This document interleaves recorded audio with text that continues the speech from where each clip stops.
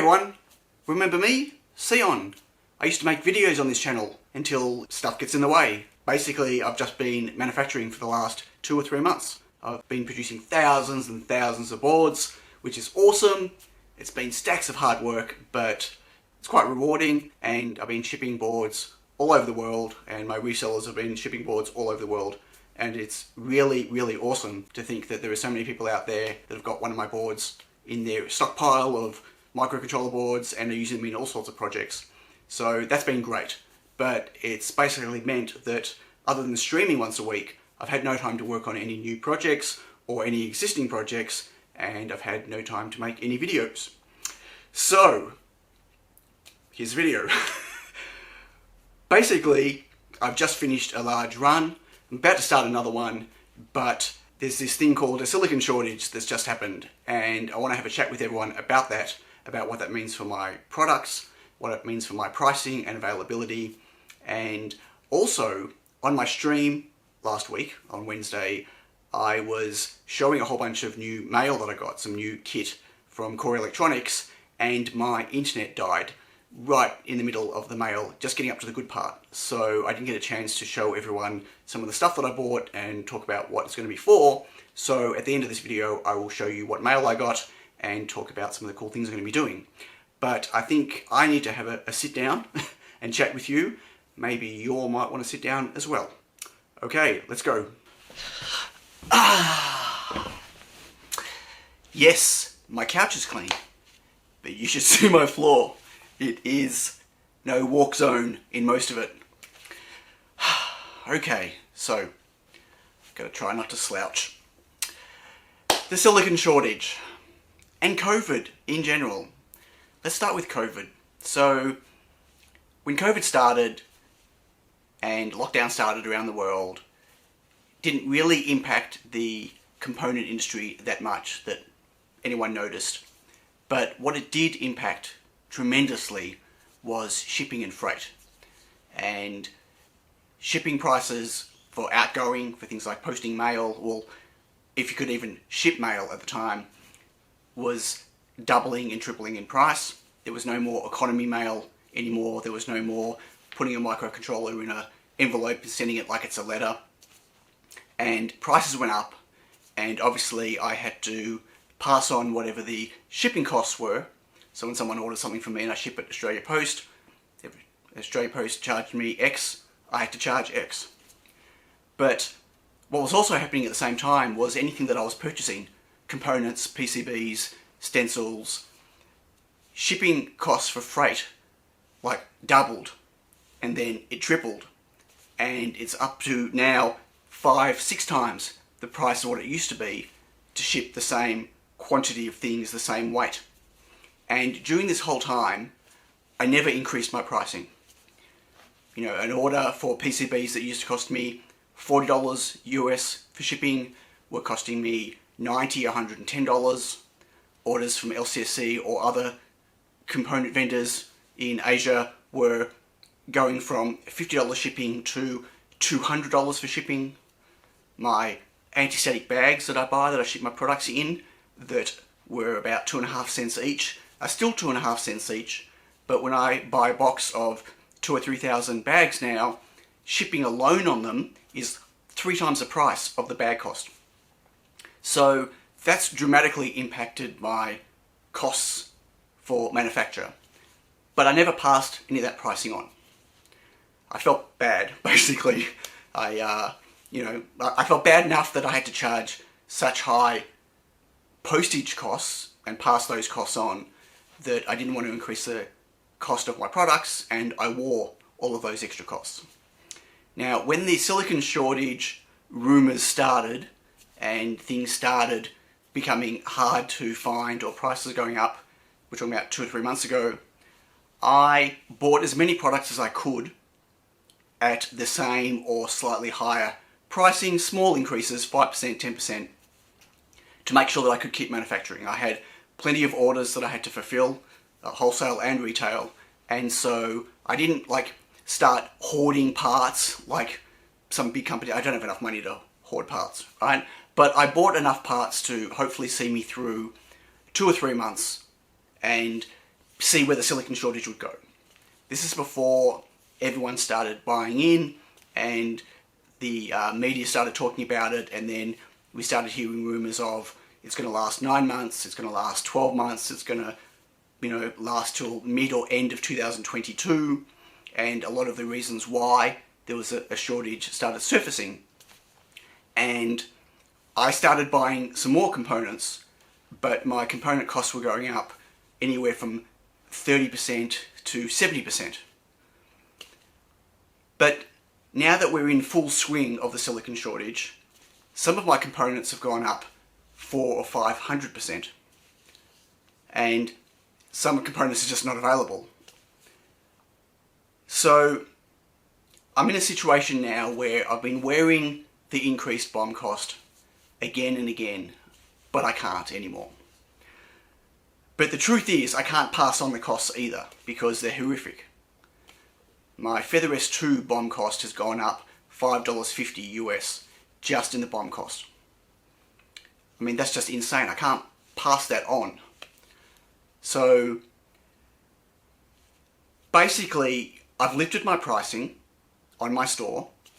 I've lifted my wholesale pricing to my resellers like Adafruit, Pomeroni, and I've lifted my retail pricing to match, to ensure that my resellers can sell and make a profit on the boards and not have to sell higher than I sell.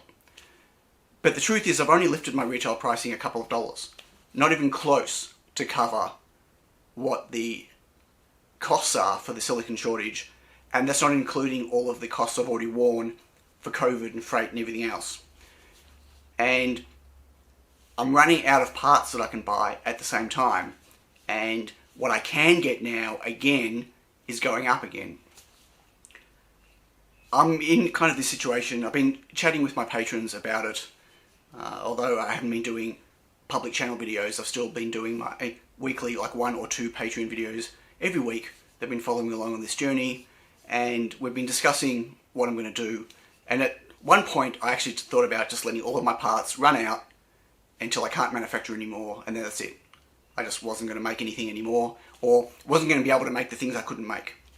And stop trying to chase the parts, stop paying high prices, stop enabling the component companies, the resellers that are basically price gouging. Stop enabling them to get away with what they're doing. But the fact is, the demand for my boards is higher now than they've ever been. And I've spent so long trying to build this business and ramp up and, and design stuff that people really wanted, that to stop now would kill my business. But if I don't stop, the pricing is going to kill my business. So, yeah. So I've decided for the moment, as I said, I've lifted my pricing only a couple of dollars per board. It's my first price increase. I'm probably going to have to do it again, another couple of dollars. It's still not going to cover what it's costing me. I'm still, on some of my boards, I'm making such slim margins that it's really not worth my time doing it, other than I want these boards out there. I want people using them. If I was purely motivated for money, I wouldn't be in the hardware manufacturing business, right? I'd go get myself a job somewhere, nice cushy job, high paying, where I don't have to work 7 days a week and stress over it all. But for me, it's about getting boards out into your hands so you can make cool things, learn, and expand your horizons with my products. And I'm going to continue doing that until I can't do it anymore. I'm not prepared to lose money on a board, but I'm getting really close right now to maybe just break even on some of my products. So I wanted to make everyone aware of it. I'm not the only person in this boat. Basically anyone that manufactures electronics either can't right now because they can't source parts, or they can but the parts are horrifically priced, or they're okay because they bought enough parts for now, but who knows what's going to happen in the future. I am looking at alternate products that I can bring to market that are based around products or parts I can get at the moment. We'll see how long that lasts for. I'm on wait lists for stacks of components that I've pre-bought Hopefully they'll come in a reasonable period of time. I'm being quoted 12, 16 weeks or more. Some of my components are quoting February 2022. I don't know what's going to happen, but I'm going to keep making boards while I can, and if you want to keep buying them, maybe buy them sooner than later in case I increase prices again, and I'm going to be apologetic every time I do it, but the fact is it's just out of my control. Nothing else I can do. So yeah, it's a bad state for everyone, and hopefully we'll get through it at some point, and hopefully there'll be still plenty of people in business and people innovating and designing really cool hardware in the future. But right now things are looking pretty bleak. I think it's time to move on to happier things. Let's check out some of the cool kit I got from Core Electronics that I was trying to show on my stream. Okay, cool mail take 2. I got a bunch of RP2040 silicon. I actually ordered 3 because that's the limit that I can get at the moment, but Core Electronics had already sent me 10 for free as a care package. How cool is that? So I've got 13 RP2040 ICs. Now, what am I going to do with them? Well, I've got some ideas. I'm not going to tell you what they are right now. But as some silicon becomes harder to get, other silicon is becoming easier to get. So maybe there'll be some 2040 goodness in something soon. And to be able to work with those, I also got myself an RP2040 Pico board.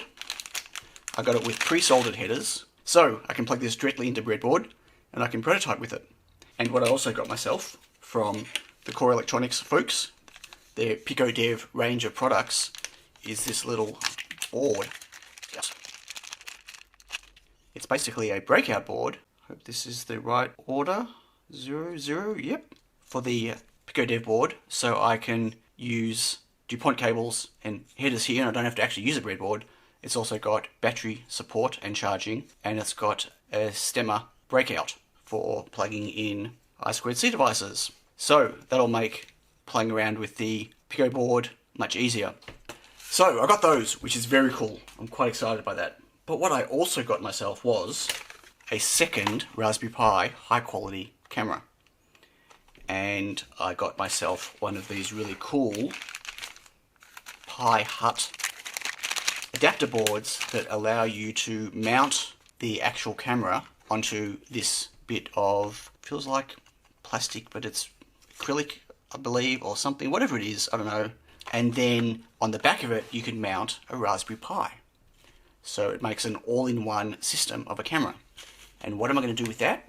Well, I also bought one of these.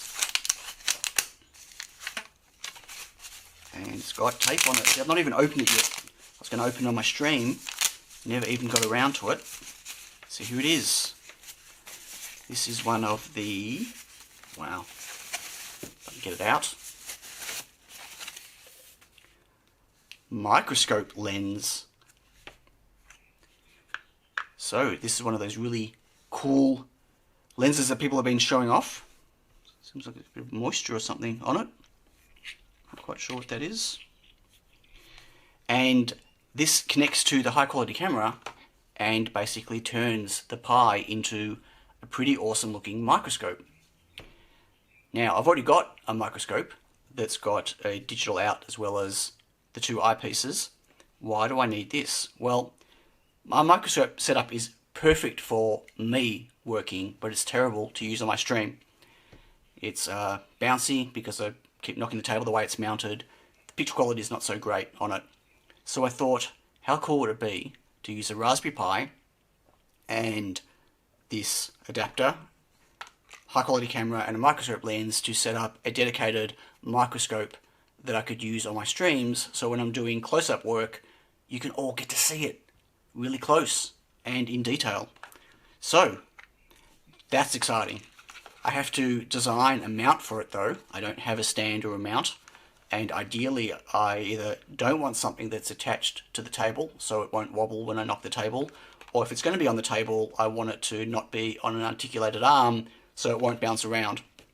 So I still have to solve how I'm going to mount it, but at least I've got the parts for it. Now, one last thing that I got that I did manage to show quickly on the stream is I got myself one of the Raspberry Pi 400s, I think. Yep, Raspberry Pi 400. So I got one of these, and I'm going to transplant Sam from my existing Pi into this. And that way I'll have keyboard access for Sam as well. And then I put on the, excuse how dirty it is, the touchscreen that I bought for Sam. I will have a full touchscreen interface with keyboard in a very small package. And then I'm going to use the Raspberry Pi from Sam with my microscope. So I didn't have to buy a separate Pi for that. So I've never used or owned a Pi 400 before. Quite excited, it's quite nice, very nice build. And the keyboard is actually pretty nice as well. Much nicer than I thought it was going to be. So this is my stash from Core Electronics. I love giving them a shout out. They do amazing work.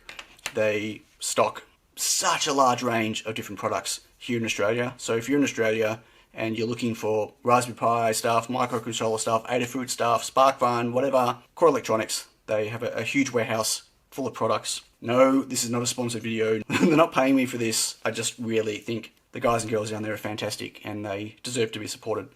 Okay, that's it. Pretty crazy, huh? I'm actually curious to see how things pan out. I've got some pretty crazy product ideas that I'm playing around with. I'm interested to see if they work and what you think of them all. Hopefully I will be making build videos and probably debugging videos in the future, maybe just some stuff on stream as well. I'm also interested in seeing whether any of the component companies I've pre-bought stock from actually ship anytime this decade. So I'll keep you updated on that. If you're new here and you haven't subscribed, please subscribe. Click the alarm bell to be notified when I have new videos coming out. Hopefully they'll be more often from now on. And please give the video a like if you enjoyed it. To my patrons, well, what can I say? You've gone through this journey with me over the last 3 or 4 months, and I appreciate all of the feedback and support that you've given me. We've had some great discussions. Yeah, I just can't thank you enough. So if you want to back me on Patreon, there's a link down below. That way you get access to all of my weekly or sometimes bi-weekly videos. Yeah, that's it. I hope everyone stays well, and I will catch you all next time. Bye.